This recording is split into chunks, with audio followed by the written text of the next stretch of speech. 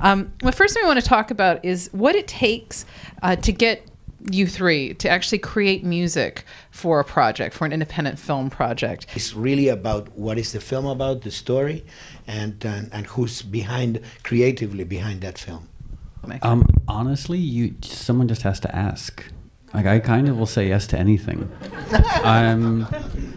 I used to describe myself as kind of like a whore when it comes to that, but then I realized whores get paid, so I'm more like a slut.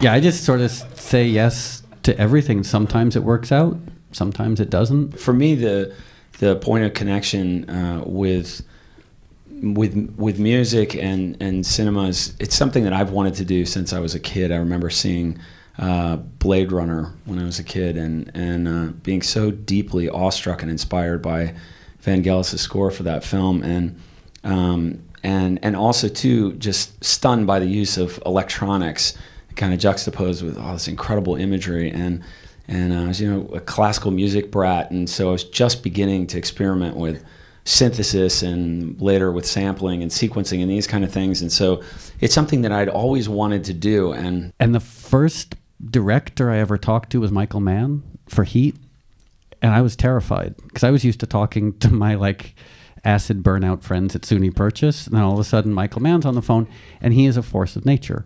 So he called me up and we had a 45-minute conversation where I sat there and he said, "Yes, sir," and he told me the story of the movie Heat and then hung up the phone. And I was just terrified. So the dance was me being terrified and him talking.